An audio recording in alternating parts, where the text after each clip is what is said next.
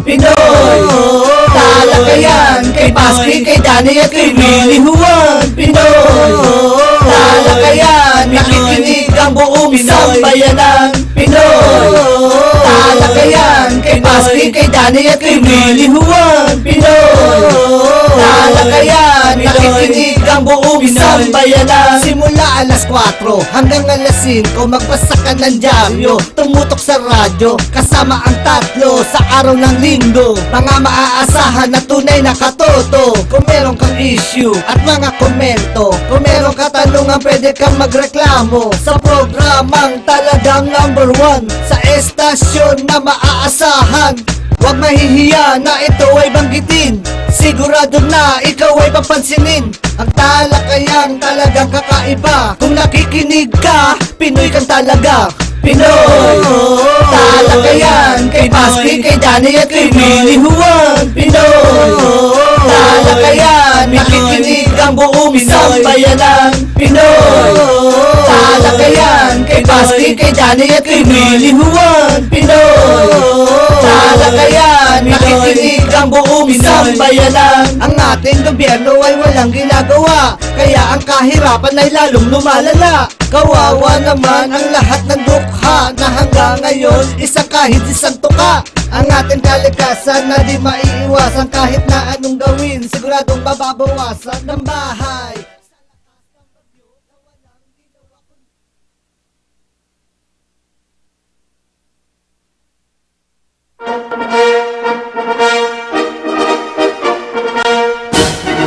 Ay, isa naman pong magandang tanghali, no?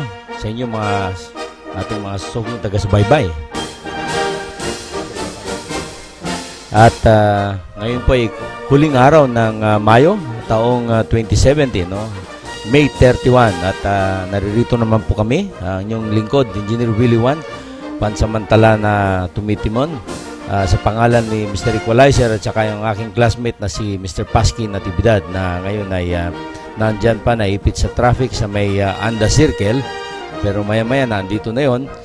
Samahan niyo po kami sa isang oras na lang na masayang talakayan, chikahan, tawanan at serbisyo publiko dito sa pinakamatalino at pinakamasayang programa tuwing tanghali. Kaya ano man yung mga ginagawa sa oras na ito, tutok lang po yung mga tenga dito sa ating broadcast station, Kakampi Online. Kami po ay kasapi sa KBP, kapisanan ng mga broadcaster ng Pilipinas. At hindi na tayo magpatumpik-tumpik pa. Pwede nyo kaming subaybayan pala dito sa YouTube, no? Sa Facebook account. Search nyo lang po ang Talakayang Pinoy.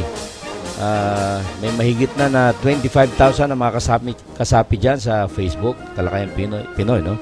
At ngayon ay napapanood nyo kami ng Facebook Live.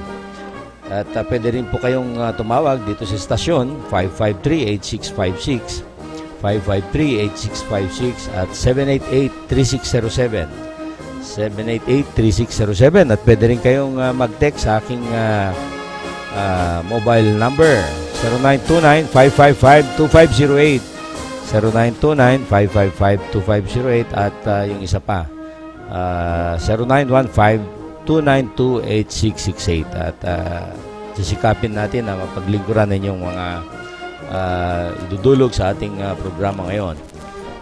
Okay, at babatiin natin yung mga kaibigan natin dyan sa Cagayan de Oro, sa may Misamis Oriental, sa Opol Misamis Oriental. Kasi noong Lunes ay na-miss natin ang programa. Nandyan tayo sa Opol, dun po sa Sanitary Care Products Asia, yung kanyang paggawaan ng tissue paper at napkin dyan sa Cagayan de Oro, sa Misamis.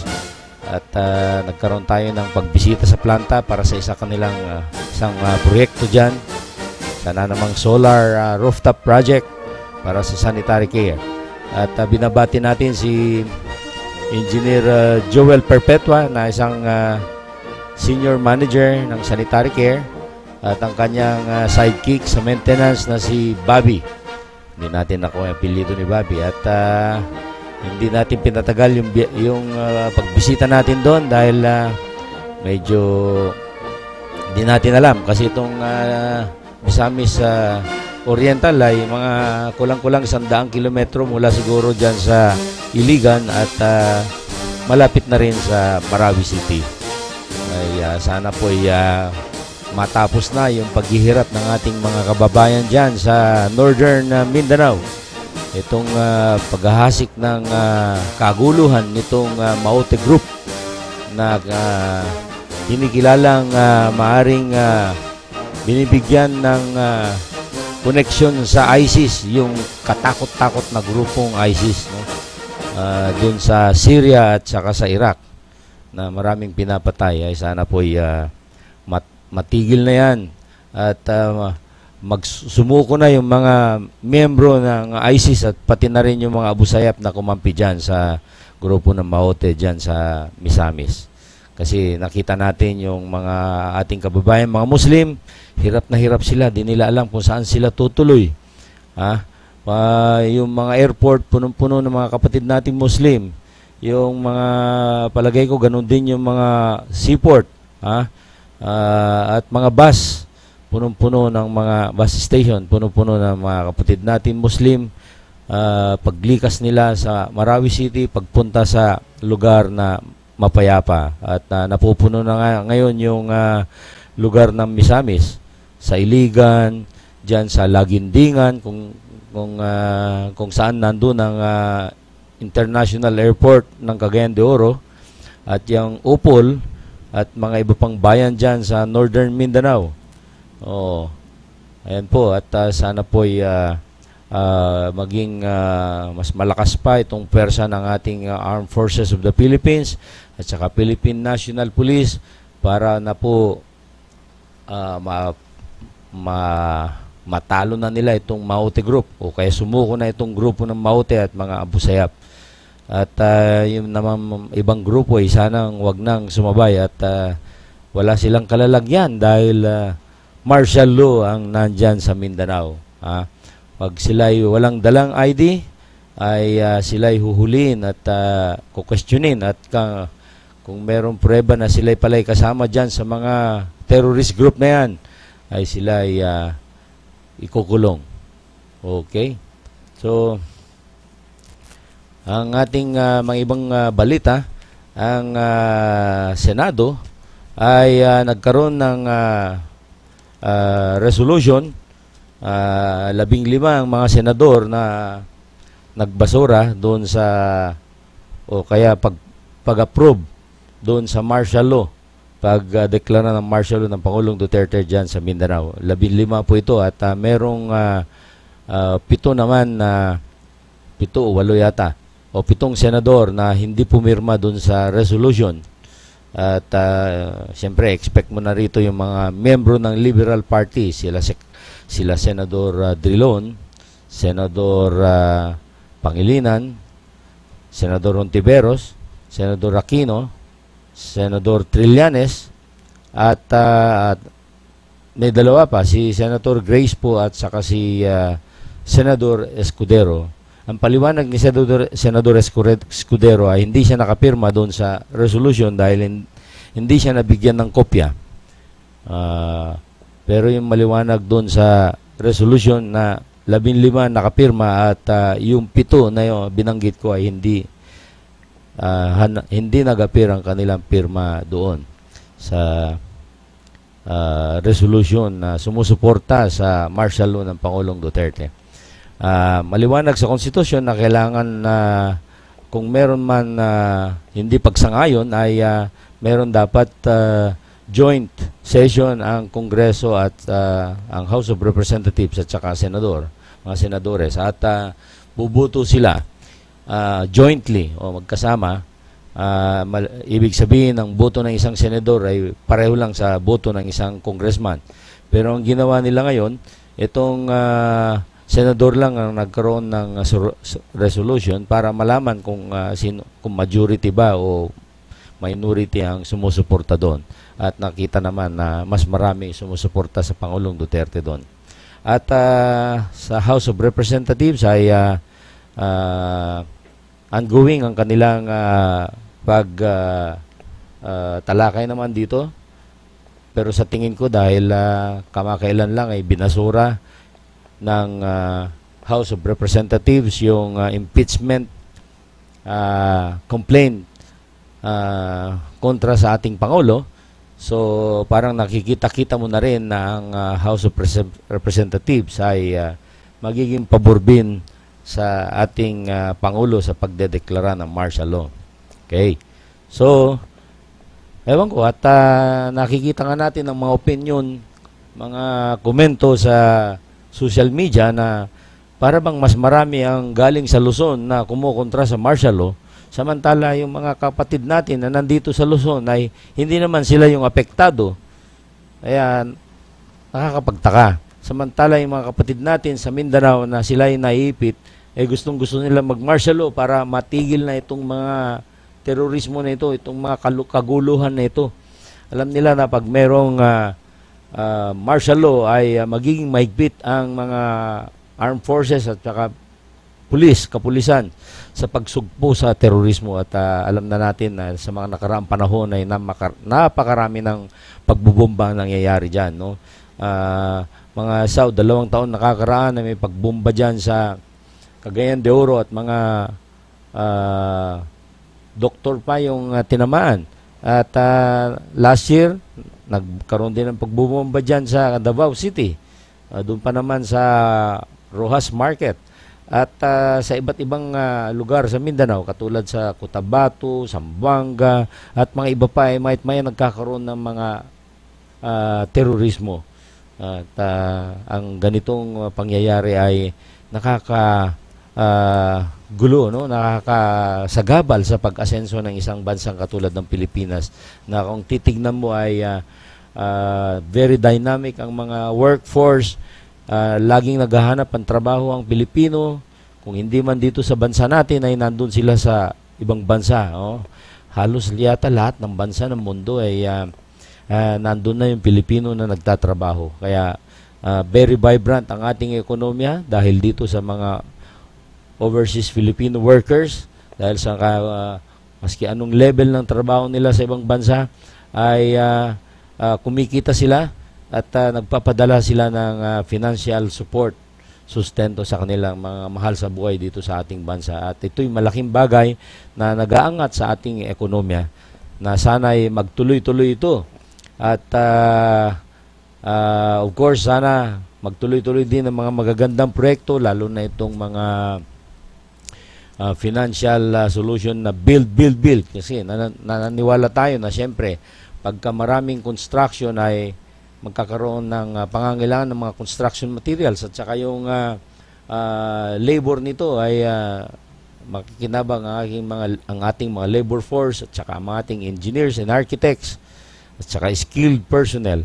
Kaya yung economic activity nito ay magandang pantawag dyan ay pump priming. Para bang pump priming, yung bomba, para magbomba, ilalagyan mo ng tubig, diba? At para makahigop ng tubig at tuloy-tuloy na. So, ganun din ito. Ang build project ng gobyerno ay maganda, no? At nakikita natin, may mga natapos na ng mga tulay dyan sa Mindanao. Dito, ongoing din ang mga projects, ng mga expansion, no? At sana'y magtuloy-tuloy lahat yan. Either public-private partnership o kaya unsolicited proposal kasi o bidded project ng gobyerno. Itong nakarang araw ay nagkaroon ng pagbubukas ng construction ng Masinag LRT2 station, LRT2 station papunta ng Masinag dyan sa Antipolo at siyempre magdudulot din to ng kaginawaan pag natapos para sa ating mga mananakay mula dyan sa Antipolo City, pati na yung mga galing na Marikina at Cainta at Pasig at of course pati na rin yung mga galing ng San Mateo at Montalban at galing pa ng Taytay ng mga mananakay na pumupunta sila sa saan man sa Metro Manila, katulad yung magpupunta sa Baclaran, sa Makati o sa Ortigas Center o kaya dyan sa bandang Quezon City. ay magandang mabilis na alternatibo itong LRT2 kasi ito yung east-west mass transit natin. So yung mga madadaanan nito, yan dyan sa Marcos Highway, at saka yung Aurora Boulevard, at saka yung Ramon Magsaysay Avenue, patungo ito sa Maynila, sa Santa Cruz, Manila. At pwedeng dalawang opsyon, pwede kang lumipat ng MRT3 sa Araneta Center at pwede ka rin dumiretso hanggang Recto at ayun, pipiliin mo na kung magpunta ka ng south sa Baclaran o north sa Bandang Monumento o Muñoz o Balintawak, Quezon City. At ganun din dito sa EDSA, pwede kang lumipat dyan papuntang Pasay o Makati o Mandaluyong o Ortigas Center. So, napakalaking bagay ito pag matapos, no? Yung isa pang istasyon na ginagawa ay nandyan sa bandang Emerald Station sa Pasig na medyo malapit lang sa ating lugar. Kunting lakad lang, makakarating na ako doon sa istasyon na yun. Pwede ko nang iwanan ng kotse ko. Balang araw, pag matapos itong mga istasyon na ito, mas mabilis na mag-commute sa mass transit. Of course, dapat ayusin din ng DOTR yung mga ibang istasyon, no? Lalo na itong MRT3 kasi kulang-kulang ito ng mga tren, ng mga coaches, no? Alam natin na nakaplano dyan yung pagdadagdag ng isang bagon sa bawat tren, no? Dadagdagan nila ng isa at syempre mangangailangan din to ng power sa substation kasi kulang yung existing power capacity ng mga substation ng MRT3. So kung madagdagan ito, mas marami ngayon na makasakay sa bawat biyahe ng MRT3 at sana may isaayos na rin yung mga problema dyan sa mga signaling nila o ano pang mga kulang dyan, yung mga relays na dapat ma-upgrade at sana gumaya yung maintenance yan sa LRT1 at LRT2 na medyo masasabi natin na mas angat at mas magaling yata yung mga nasa maintenance ng LRT1 at saka itong LRT2, no? LRT1 yan po yung mula Baclaran papunta po ng Monumento hanggang bandang Muñoz Market, no? At ito naman LRT2 ay mula Recto papunta naman po siya diyan sa Santulan, Pasig, tabi lang po yan ng Marikina at yun nga yan yung dinadagdagan ng dalawang istasyon papunta ng Masinag, no? Dalawang istasyon po yan. Tapos na po yung yung carriageway hindi ko lang maintindihan itong LRT yung bakit pa hindi pinagsabay nun pinabid yan na habang ginagawa sana yung carriageway sinabay na rin itong dalawang istasyon. So sobrang tagal. Ang lesson po rito yung construction sa ng gobyerno natin mabagal. Hindi maayos, no? Dapat tuloy-tuloy, no? Para yung ginawa nung LRT2 sa simula, mula 1997 at tumakbo siya ng 2004, tuloy-tuloy yung construction. Nung sinimulan yung mga carriageway, siya rin ginagawa na yung mga estasyon. Kaya halos magkasabay matapos, no? At itong extension na ito yung bagal, no? So sana itong Duterte administration ay magdagdag pa, no? Yung BRT diyan sa Quezon Avenue mula Recto papunta ng Quezon Memorial Circle, BRT3 ang nakaplano diyan. At yan pong along Ortigas, sana malagyan din yan. At yung extension naman na papunta sa Bacoor, Cavite, sana maapura na yan kasi matagal nang nakaplano yan para makaginhawa naman sa biyahe itong mga kababayan natin na manggagaling dyan sa Las Piñas, Bacoor at Imus, Cavite sa pagpunta nila dito sa Maynila. Okay, at sana matuloy na rin yung tren na papunta sa Clark. Yung pinatigil ni Pangulong Noynoy nung pagpasok niya nung 2010, sana tuloy-tuloy lang yung project na yan mula po dito sa Maynila papunta po ng Clark. Kung nandyan ka po sa Malolos, Bulacan ay makikita mo yung mga poste na lalaki na para sa mga istasyon niya pero itinigil naman. Yan ang problema ng gobyerno natin. Yung mga leader kung minsan ay hindi sila forward-looking, itinitigil yung mga magagandang proyekto. Kaya tuloy nagsasuffer yung mga tao. Samantala kung tuloy-tuloy sana mga yan, kung meron man silang pagdududa sa kontrata, ay dapat rebisahin at ipagpatuloy, hindi yung ikakansela na lang. Ganyan po nangyayari, kaya nagkaka-problema tayo na nade-delay yung mga project para sa mga tao, lalong nagsisikip ang kalye. Yan po ang mga leksyon sa mga nakaraang mga gobyerno. At alam ko, narinig na natin ang Pangulong Duterte, ayaw niya yung pinapatigil yan. At pati Supreme Court ay binalaan niya na, o kaya mga korte, sabi niya, wag niyong i-TRO yung mga proyekto. Kailangan tuloy-tuloy yan. At yan ang sabi niya, para ang serbisyo para sa tao, mga infrastruktura para sa mga tao, mga mahirap ay mapapabilis.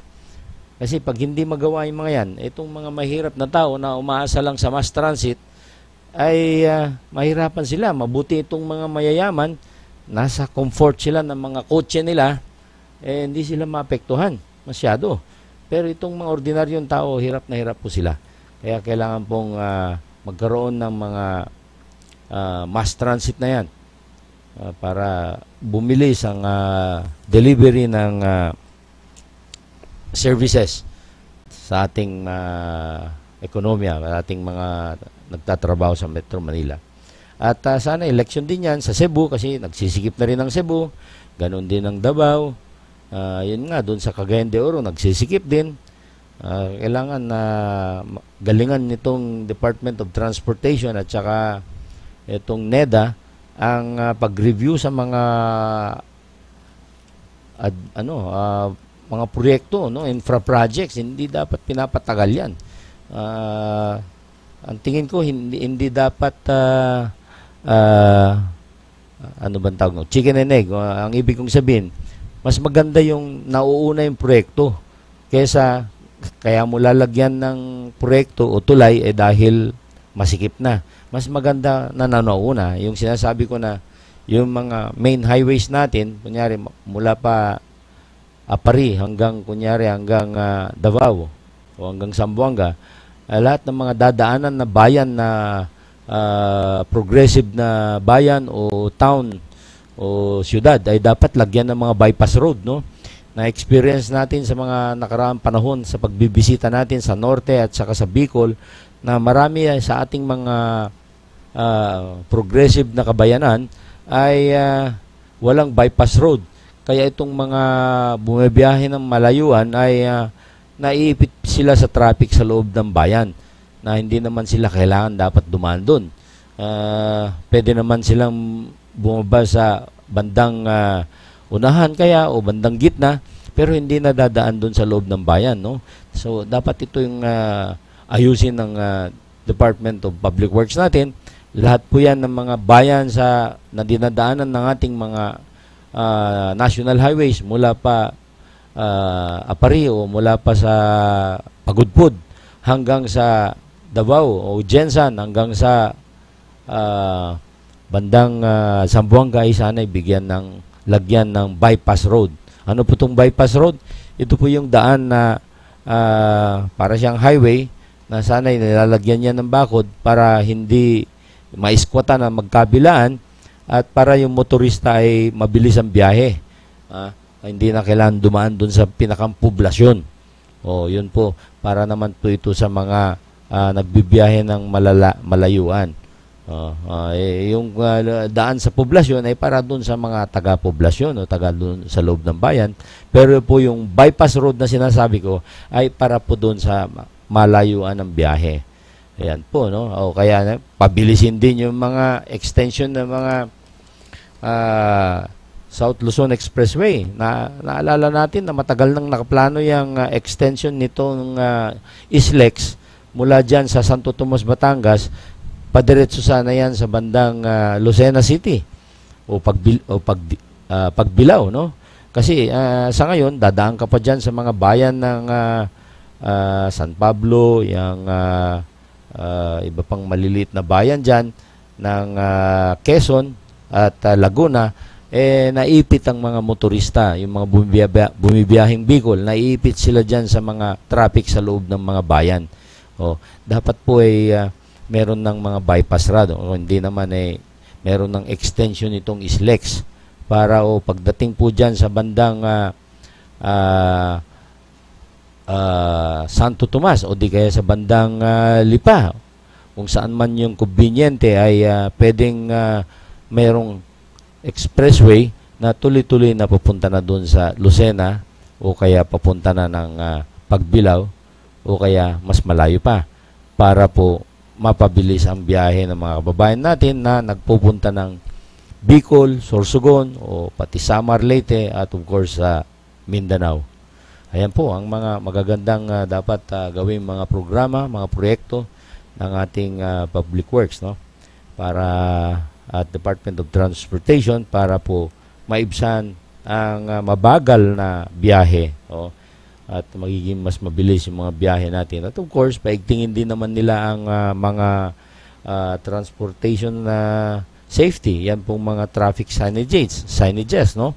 Mga warning sa mga intersection, sa mga curves, mga dangerous curves. Sana po paigtingin din nila para mabawasan naman ang mga disgrasya. Okay. At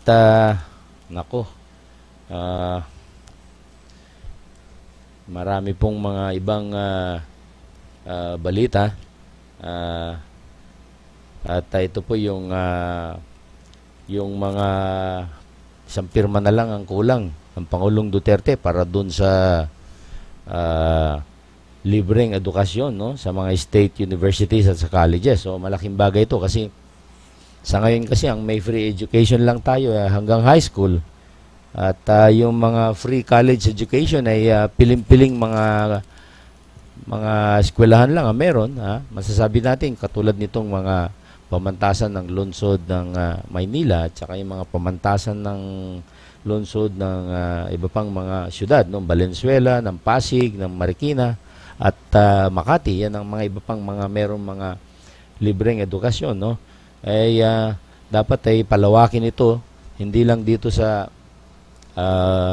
Kamaynilaan, pati na doon sa mga probinsya, no? Yung mga state universities and colleges.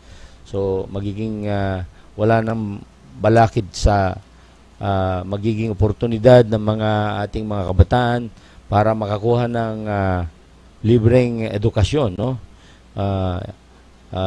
Hanggang kolehiyo, no? At of course ganun din dapat yung hanggang senior high school. Dapat yung senior high school ay meron na ring mga technical or trade training para kung sakali man na merong hindi makapag-aral hanggang kolehiyo ay pwede na silang makapagtrabaho ng mga let's say trade nila, no? Skills nila like katulad yung mga plumbing, yung mga electricians, yung mga welding, sa building construction, at saka iba pang mga trade. At ganoon din yung mga katulad yung TESDA, maganda po yan kasi diyan sa TESDA magkakaroon ng mga mag-aaral diyan ng mga skill, no? Sa anuman ng kanyang gagawin, no? Maski sa pagtimpla ng kape, di ba? Yung barista, yung mga beautician, ganyan, o sa parlor, at iba pa, no? Kung ano naman yung mga pwede nilang pag-aralang skill na makapagbigay na agad sa kanila ng kakayahan para magtrabaho, ay pwede na kasi hindi naman lahat ng mga tao ay pwedeng maging professional. Hindi naman lahat. Nandun, mas maganda yung dumaan sa experience, sa mga trabaho hanggang sa umangat, no? Yung isang kaibigan ko na nanggaling ng Mindanao ay narinig ko yung kwento niya na nagsumikap siyang pumunta ng Maynila para makahanap ng trabaho at napadpad daw siya dyan sa Tondo, Maynila. Una niyang mga trabaho ay yung tumutulong dun sa pagtatahi ng mga damit At ang liit lang sweldo niya pero nagtiyaga siya hanggang sa nakarating siya doon sa mas naging foreman siya dahil sa masipag siya hanggang sa umangat ang kakayahan niya kasi habang nagtatrabaho sa araw sa gabi naman ay nag-aaral hanggang nakapagtapos siya ng kurso engineering diyan sa Adamson University hanggang sa nung makapagtapos na siya ay nakapasok na siya sa trabaho pang engineer. Kaya umangat na ang buhay niya mula doon sa pinagsimulan niya na skilled laborer sa pagtatahi. Ngayon, dalawa ng kurso niya kasi habang may trabaho na rin siya ay nag-aral pa ng pangalawang kurso at siya ngayon ay isang manager ng isang malaking kumpanya at wala pa siyang 50 ay nag-retire siya doon sa isang malaking shipping company at ngayon ay manager na siya ng isang kumpanya doon sa Northern Mindanao. Kaya iba talaga yung masikap, masipag at may disiplina, malayo talaga ang mararating. Yan po ang mga magandang mga halimbawa sa buhay. Okay, at gusto nating talakayin ngayon ang mga safety, no? Kasi itong mga nakaraang linggo, dami nating nabalitaan na mga namamatay dahil sa kidlat, no? Nung nakaraang linggo, nalaman natin ng isang eskwelahan sa may Bawang, La Union ay tinamaan ng kidlat yung dalawang gusali ng eskwelahan sa Bawang at nasunog yung dalawang gusali na tinamaan ng kidlat. So, buti na lang at wala pang pasok ang mga estudyante. So, tingin ko kung may pasok na at tinamaan ng kidlat ay di natin masabi kung baka merong mga madisgrasyang mga bata doon sa mag-aaral doon sa eskwelahan na yon. At meron pang isa, no? Parang 2 araw nakakaraan dito naman sa bandang Pangasinan ay may tinamaan at namatay naman yung tinamaan. At sa mga nakaraang panahon narinig naman natin yung isang mangingisda at nandun sa dagat ay tinamaan din ng kidlat. Kaya hindi natin masabi ang kidlat ay napaka lethal, no? Pag tinamaan yung tao ay pwedeng mamatay kagad o masunog, no? Napakalaki pong pwersa nitong kidlat. Ang kung po nito, kung nagdidilim ang kapaligiran, maulap at nagbabadya ang ulan ay wag na tayong lumabas. Wag na tayong pumunta sa open field at pag ikaw ay nakatayo dun sa open field ay yun ang unang tatamaan ng kidlat dahil itong kidlat ay malaki pong kuryente na nanggagaling sa mga ulap. Ito kasing ulap ay habang tumatagal ay doon pumupunta yung evaporation ng tubig sa mga ilog, sa mga sapa at sa iba pang mga at of course, galing din sa dagat. So, pag punong-puno na yung ulap, ay magiging mabigat na siya. Ay bago siya umulan, ay dito bumabagsak yung kidlat. Dahil yung ulap, habang parang tumatakbo siya, vis-a-vis yung mundo, itong lupa, nagkakaroon siya ng static electricity. At itong static electricity nito ay napakalaki po ang voltahe niyan. Wala pa naman nakapagsukat niyan pero maaaring umaabot yan ng mahigit 1 million volts. Kaya napaka-delikado po yan pagka yan ay dumating sa lupa at ang tatamaan ay tao o animal, no? Ay siguradong patay po, sunog po ang tatamaan yan. Kaya mabuti po na maging maingat tayo pagka medyo makulimlim at parang nagbabadya ng ulan sa kapaligiran ay mabuti pa dyan na lang kayo sa loob muna ng inyong mga tahanan o inyong mga gusali para hindi kayo malagay sa posibleng disgrasya pag nandun ka sa open area, lalo na pag medyo mataas yung lugar. Siyempre, kasi yung kung saan yung lugar na medyo mas mataas, yun po ang tatamaan ng kidlat. Sa practice naman po ng mga inhinyero ay ang mga tawag nito ano muna tayo? Sa munang komersyal, mga kaibigan. Pabahay ang pangunahing benepisyo ng Pag-ibig Fund. Pero marami sa atin ang may pangangailangan sa kalusugan, edukasyon at pang-araw-araw na buhay. Kaya ngayon, may Pag-ibig Loyalty Card. Sa Loyalty Card, maraming gamot, mas mura.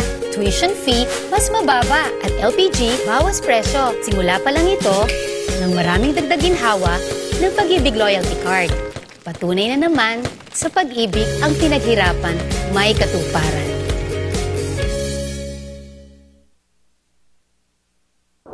Mula sa Smart Communications Incorporated, ang #1 mobile network sa Pilipinas, comes Smart Padala, ang pinakamalaki, pinakamura, pinakasigurado, at pinakamabilis na pera padala service. We invite you to partner with us. Magbukas ng sariling Smart Padala. Gamit ang cellphone o computer, kumita ng 20 to 50,000 pesos kada buwan. No franchise fee. Maliit na puhunan.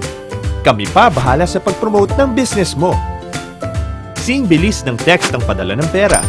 Sa pinakamababang halaga, sa kahit sinong may cellphone.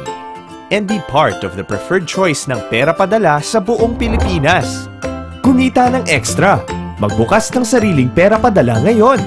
Tumawag na sa 845-7777 or 15177 from your mobile phone.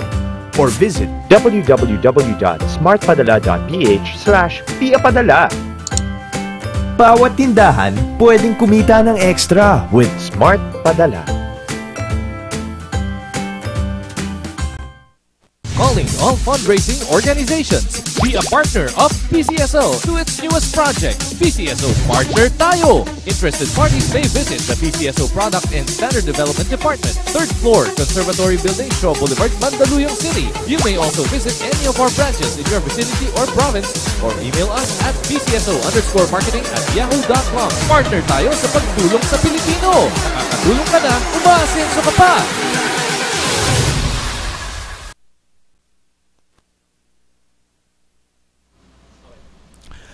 Okay, at balik tayo.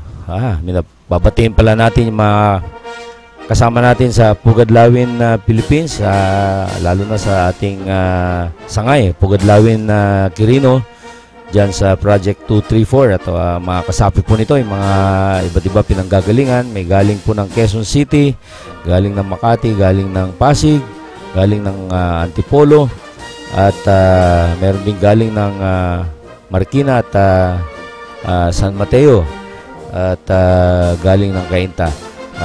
Iba po pinanggagalingan ng mga kasama ko dyan sa Pugadlawin Quirino. Ang ating Pangulo dyan ay si Lawin Rojas. Ang kanyang totoong pangalan ay si Mr. Reynaldo Reyes aka Lawin Rojas. Yan. At ang aming National President, siya po'y galing ng Pugadlawin San Pedro. Walang iba kundi si Lawin Cristiano, o kaya si Mr. Isagani Herbacio. Lawin Cristiano ang Pugadlawin sa San Pedro. Ayan po ang aming National President sa Pugadlawin Philippines. At ating babatiin din ang ating Pangulo sa Rotary Club of Pasig North, si President Andy Fernando, na matatapos na ngayong katapusan ng Hunyo ang kanyang term, at papasok na yung incoming president namin, si Dr. Glenn Manlapid, isa pong veterinarian, si Dr. Glenn, at siya po magiging pangulo ng aming Rotary Club of Pasig North itong simula ng July 1 nitong 2017. At siyempre, marami na namang mga proyekto ang gagawin ng Rotary. At of course, ang aming samahan sa Pugad Lawin, tuloy-tuloy din ang mga proyekto. Itong darating na pasukan ay magdadala ng mga donation, school supply donation, ang mga miyembro ng Pugad Lawin sa Quirino doon sa Galalan Elementary School at saka sa Pinugay Elementary School. Yun po yung mga eskwelahan na sinusuportahan ng Pugad Lawin Quirino dyan po sa bandang Rizal Province at saka sa Laguna Province. Okay, at binabati din natin ang mga kasama natin dyan sa MEPS Engineer Center. Yung MEPS ay MEPFS, no? Mechanical, Electrical, Plumbing, Fire Protection at saka Solar Engineers. At ang pinakang head office po nitong MEPS Engineer Center ay dyan po sa EDSA Corner, Panay Avenue. At dyan po ginaganap yung mga free lectures, seminars para sa mga mga batang inhinyero at mga architects na gustong malaman ang mga ibang mga shortcut techniques sa construction, sa design, sa engineering at sa iba pa, no? Layunin nitong grupong ito ang matulungan yung mga mas bata nating mga kapatid sa profession. Kasi siyempre mula nung January of 2015 ay nagsimula na yung ASEAN integration. Kaya ang ibig sabihin ay pwede na makapag-practice ang mga iba't ibang professional sa iba't ibang lugar ng ASEAN, no? Yung Filipino engineer pwedeng pumunta sa Thailand o sa Vietnam o sa Malaysia o Burma o Indonesia. Ganon din yung mga inhinyero nila o professional sila ay pwede rin yung mga Thailander, Vietnamese, etc. Pwede rin silang pumunta rito sa Pilipinas para mag-practice. So, lumaki po yung area ng area na pwedeng mag-practice o magtrabaho o maglingkod, no? Magbigay ng serbisyo ang isang professional o isang negosyante. Mula po sa atin, kung i-consider mo yung Pilipino, mula sa 105 million ng population ay maging mahigit 600 kasi ito pong total population ng ASEAN ay umaabot ng mahigit sa 600 na milyon. Sa pangungunan nitong bansang Indonesia na may mahigit na 2 milyon. At siyempre tayo, Pilipinas, isa pangalawang pinakamalaki at pangatlo itong bansang Thailand at saka Vietnam at saka itong Malaysia at yung Burma at of course itong Cambodia at Laos at Singapore at saka Brunei Darussalam.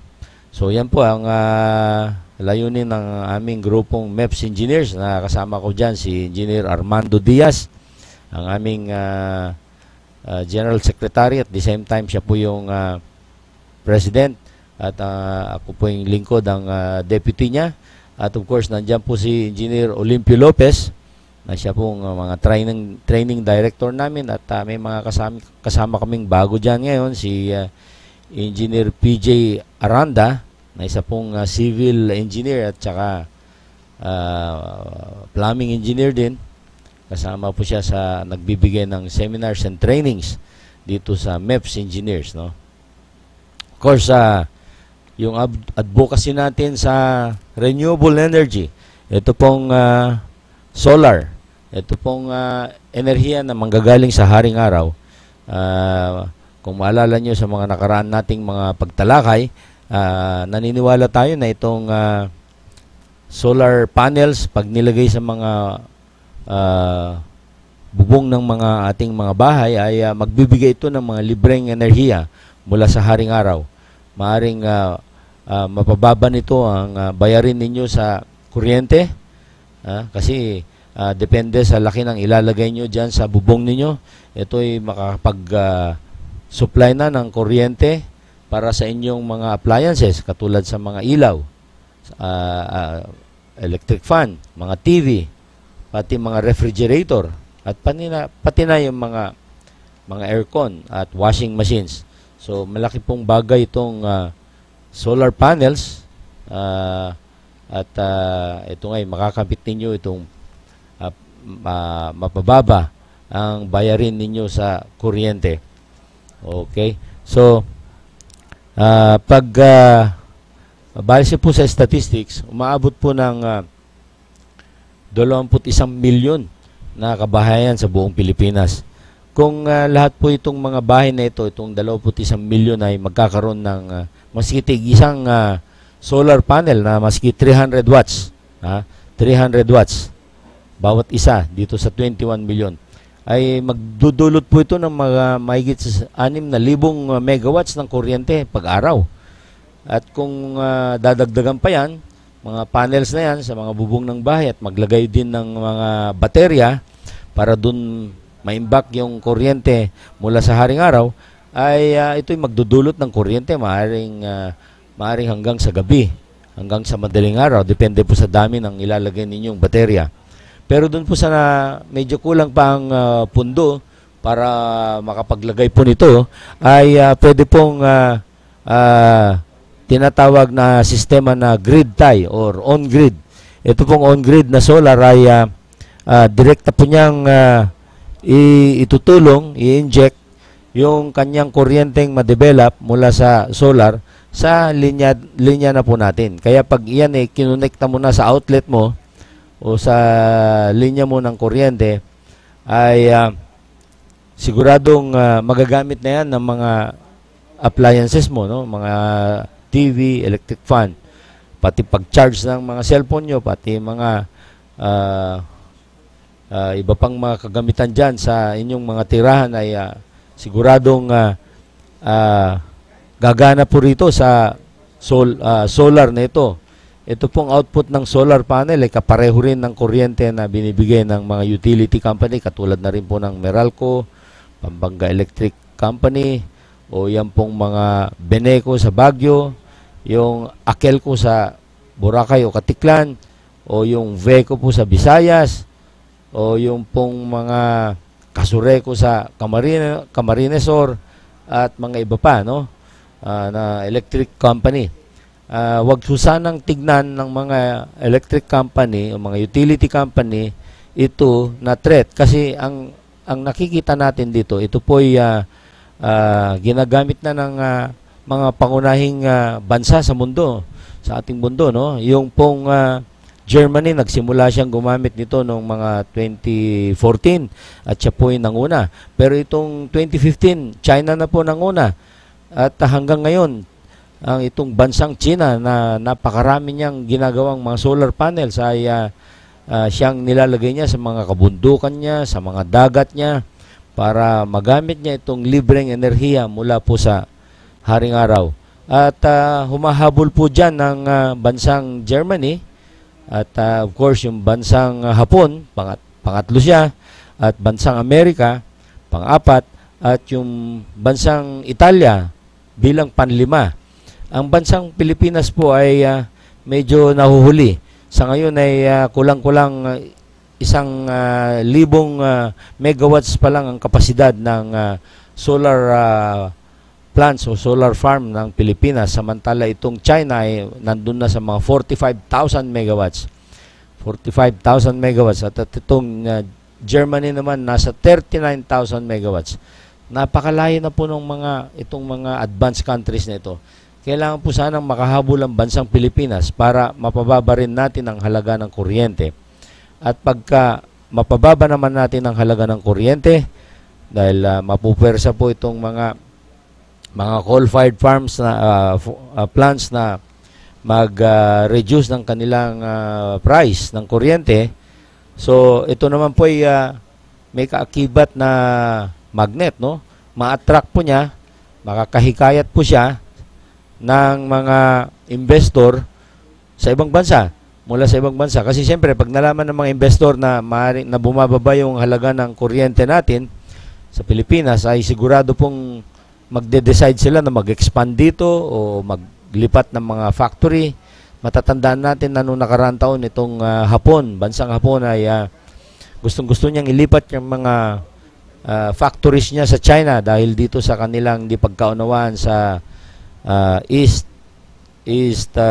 Asia area, no? Para rin itong West Philippine Sea o China Sea. Meron kasing lugar dyan sa pagitan ng Japan at China na inaangkin din ng China, kaya medyo meron silang di pagkaunawaan, gustong i-pull out ngayon ng bansang Hapon yung mga ibang factory niya sa China at ang kanyang opsyon ay pupunta dito sa Pilipinas o sa Vietnam o sa Indonesia. Siyempre, mas malapit ang Pilipinas sa Japan at pwede natin masabi na mas masisipag tayo, mas magagaling yung mga Pilipino na trabahante at mga inhinyero at mga architect. So, lamang tayo doon. Ngayon, kung dagdagan mo pa ng isang lamang na mas mababa yung ating kuryente, ay lalong papasok dito yung mga investor na yan. At ano naman mangyari kung pumasok ang mga investors na yan? Ay siyempre, dadami po ang mga negosyo sa bansa natin, mga factories and manufacturing plants, at yung kanilang produkto ay magiging competitive sa world market at mas mabebenta at ito po ay tuloy-tuloy ngayon na maaring magbigay sa ating ekonomiya ng malaking tulak pataas, no? Paangat dahil sa mas maraming mga factories na pupunta rito. At siyempre, pag mas maraming negosyo, investor, negosyo, mga factories, manufacturing plants na magtatayo rito, ay babawi naman sila itong mga power companies kasi dadami ang kanilang customer, no? Tataas po yung kanilang susuplayan ng kuryente, kaya babawi sila. Pero siyempre, sa mas mababang halaga na. Ngayon, kung hindi ito mapababa, ay hindi natin ma-attract itong mga investor. Kaya maiwan tayo. Magiging option lang natin ay yung pagpapadala ng mga overseas workers sa ibang bansa. Samantala kung andito na yung mga maraming pagawaan, maaring yung mga kababayan natin na nandyan sa ibang bansa na mababa lang ang sweldo, na katulad yung mga DH, eh dito na lang sila magtrabaho. Malapit pa sila sa kanilang mga mahal sa buhay. At siyempre kung nandito ang mas maraming factories, pagawaan, mga investments, ay ang value added po ay mapupunta sa ating gobyerno, mapupunta sa ating kaban ng bayan, at mas marami pong pera, pundo ng ating bayan para pagawa yung mga infrastructure projects na katulad ng mga tulay, highway, mga eskwelahan, mga hospital, mga iba't iba pang mga proyekto na kailanganin ng ating mga kababayan, no, ating mga mamamayan at ating kapaligiran. Ayan po ang nakikita nating maaring makakatulong sa ating ekonomiya, maliban dyan sa mga pamamaraan ngayon na ginagawa ng ating Pangulo, paghikayat ng mga investor mula sa Japan, mula sa China, mula po sa Amerika o mula sa Russia at dito sa ASEAN, no? Diyan sa Brunei, Singapore at sa iba pa na kalapit natin na bansa dito sa Asia at ASEAN. At of course, pati na rin yung Korea. At kamakailan ay nandun ang Pangulo sa Russia, no? Napaigsi nga lang yung biyahe niya doon. Pero maski umuwi siya na maaga dahil dyan sa maute uprisings sa Marawi, ang Pangulong Duterte, ang kanyang economic team ay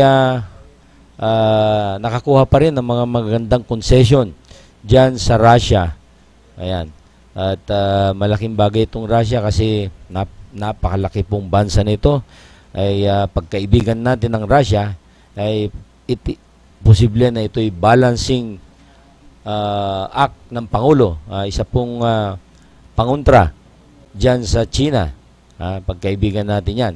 Siyempre, hanggang ngayon kasi nagmamatigas pa rin itong bansang China dito sa West Philippine Sea o kaya dito sa South China Sea sa pag-aangkin sa mga ilang isla dyan na napakalayo naman sa kanila, na napakalapit naman sa ating bansa, na pasok siya sa loob ng 200 miles mula sa ating shoreline.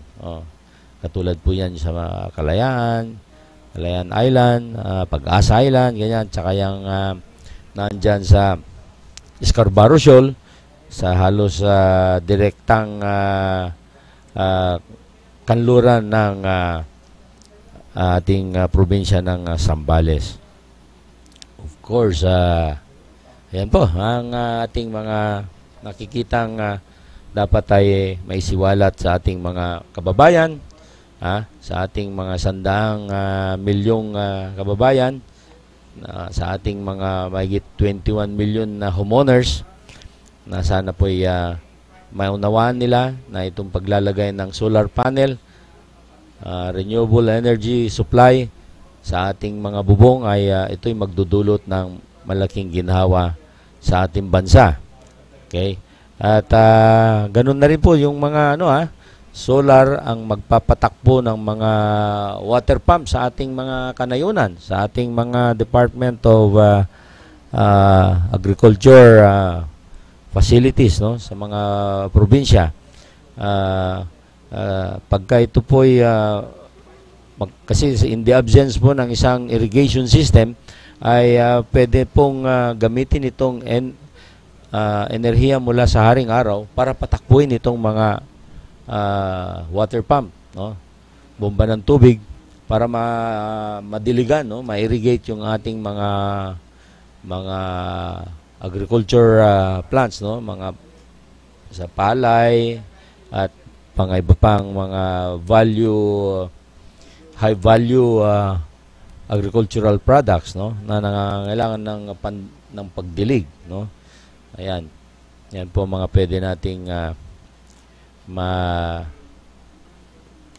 maibahagi na sana po maunawaan po ng karamihan.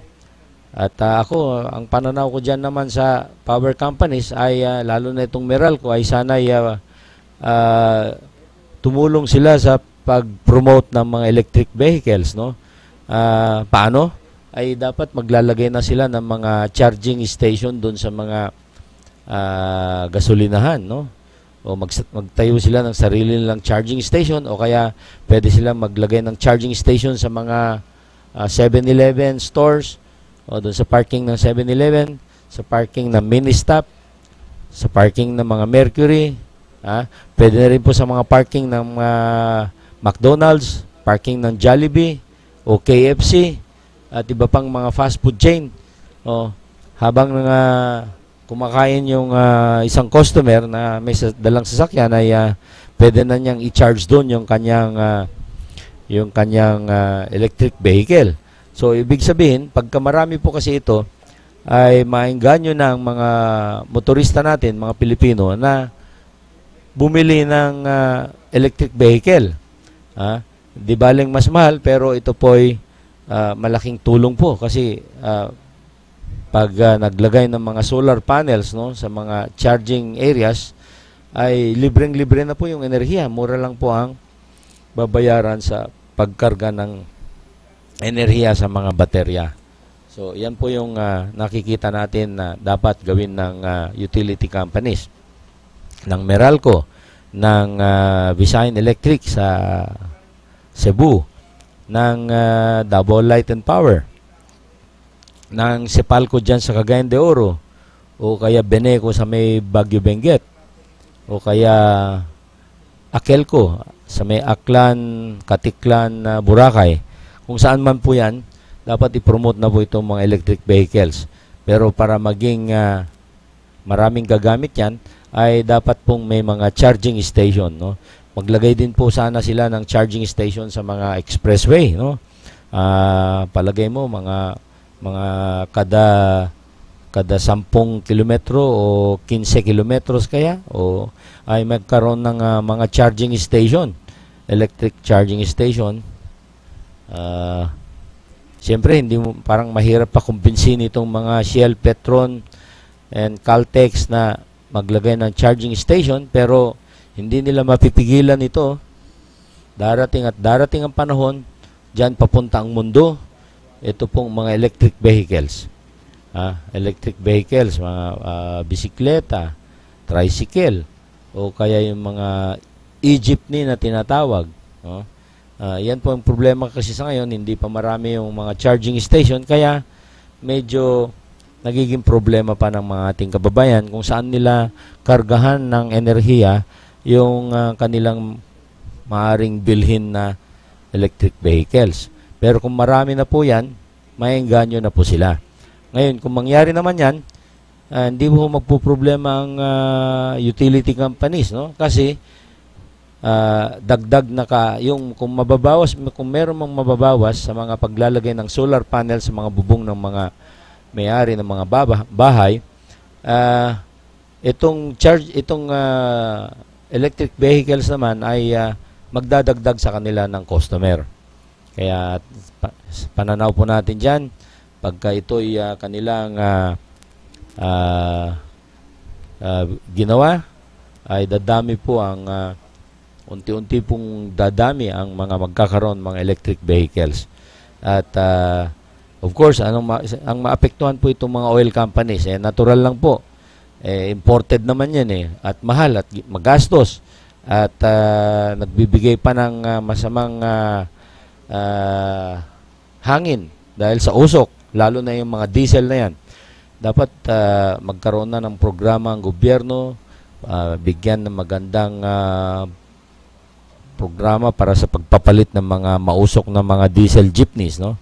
Yung mga PUJ na mausok, palitan na dapat ng mga electric vehicles. Bigyan sila ng mga pautang para sila unti-unti nang makapunta dito sa electric vehicle service. At sasabayan din dapat ni Meralco ng mga charging station doon sa mga highway, sa mga daan, sa mga stores, sa mini-stop, 7-Eleven, pati sa mga McDonald's, Jollibee, KFC, Chowking, kung ano man yung nandyan ng mga establishments, dapat magkaroon na ng charging station para tuloy-tuloy na maging mabilis ang pag-angat natin. Kasi kung pipigilan natin tong paggamit ng solar energy, ay hindi ho tayo makahabol doon sa pag-asenso ng mga nangungunang bansa sa mundo. Yung Germany, yung Hapon at yung Korea, ay grabe po ang paggamit nila ng solar energy. Lalong-lalo na yung mga iba pa sa Europe, yung pong mga France at yung Belgium, yung United Kingdom at iba pang mga bansa. Kailangan po nating sabayan o manguna pa sana. Matatandaan ninyo po na itong bansa natin nandito malapit sa equator. Kung titignan mo yung mga bansa na nasa equator ay mangilan-ilan lang, no? Of course, nandyan yung Indonesia, medyo south of the equator siya. Yung Borneo, na parte ng Indonesia, ay north of the equator. Nandyan din yung Malaysia, yung Vietnam, yung Burma, Thailand, at of course, nandyan yung mga bansa ng India at Pakistan. At Saudi Arabia, nandyan din siya. At saka maraming bansa dyan sa bandang Africa, nandyan din sila sa malapit sa equator. Kaya kapareho natin na malaking natatanggap na biyaya sa liwanag ng haring araw. At pati na doon sa upper o northern South America, yung mga parte ng Brazil at Venezuela at mga Colombia, ay nandun sila sa malapit din sa equator. Kaya swerte sila. Yung pong iba na ay parte na po ng Pacific Ocean. Yung ibang parte sa equator ay parte na po ng Atlantic at parte na po ng itong Indian Ocean. So, hindi po lahat ng bansa ay nandyan sa malapit sa equator na siya pong pinaka malapit sa haring araw.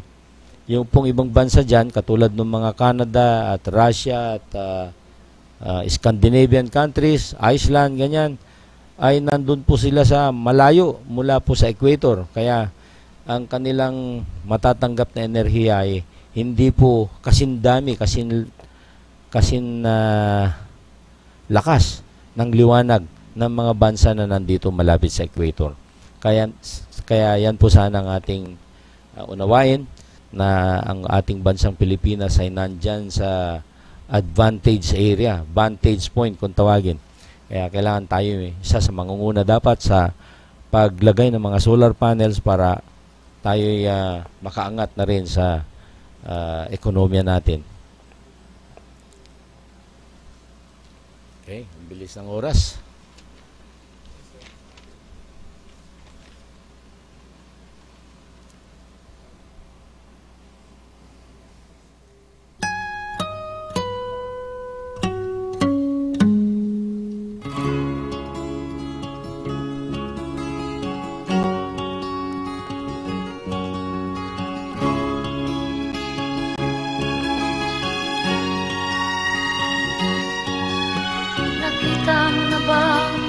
At natapos na naman po ang isang pagkakataon na makapagtatanghal ang Talakayang Pinoy.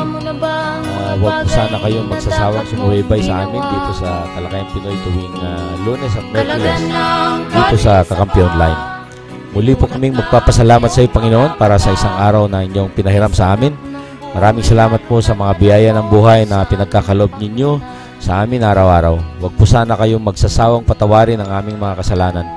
Maraming salamat po sa inyong patuloy na pagmamahal, pag-unawa, pagtulong, at paggabay sa amin. Nawa po ay lumaganap sa sanlibutan ng pag-ibig, kapayapaan, pag-unawaan sa bawat isa. Amang Banal, mahal po namin kayo, sampu ng aming mga kapwa. Nawa po ay basbasan ninyo ang programang ito, ang Talakayang Pinoy at ang stasyong ito, ang Kakampi Online, upang kami patuloy na makapaglingkod sa inyo at sa aming mga kapwa. Ang lahat po ng papurit po salamat sa inyo, Panginoon. Ito ang aming samot dalangin sa pangalan niyong anak na si Jesus, pamagitan ng Inang Birheng Maria. Amen. Sa pangalan po ni classmate Pasky Natividad, na wala na, hindi na nakaabot sa ating alas 3 deadline. At of course, ang ating program host na si Mr. Equalizer, Daniel Sulveta, na hanggang ngayon ay medyo indispose yung kanyang likuran dahil sa back pain. Ito po yung lingkod, Engineer Willie Juan. Pagpatuloy natin ang wagas na paglilingkod sa ating mga kapwa at ang Panginoon ang bahalang magpiling. At ang ating tinataas ang ating Pangulong Duterte na sana'y bigyan siya ng lakas, sigla at gabayan ng biyan ng Panginoon para may pagpatuloy niya ang mga magagandang programa para may kasatuparan ng mga pagunlad ng ating inang bayan. At of course, ganun din, sana'y gabayan din, bigyan din ng lakas at sigla, gabay ang mga kasama niya sa kabinete, lalo na yung mga nandyan din sa Senado, nandyan sa Kongreso, at mga gobernadores sa ibang mga probinsya, mga mayor, at mga naglilingkod dyan, mga board, mga konsehales, mga kapitan, mga kagawad, ang ating mga kapulisan, ang ating kasundaluhan, at lahat-lahat ng mga naglilingkod sa ating gobyerno. Sana'y maging maayos ang kanilang paglilingkod para tuloy-tuloy na ang pag-angat ng ating bansa. At of course, yung mga kababayan natin na parehong ang layunin ay gawin na natin ang dapat natin gawin para tuloy-tuloy ang pag-angat ng ating bansa. At sa pangalan ng ating technical engineer na si Allen Soto, magkasama-sama po ulit tayo sa susunod na pagtatanghal sa Lunes. Mabuhay ka, Pilipinas!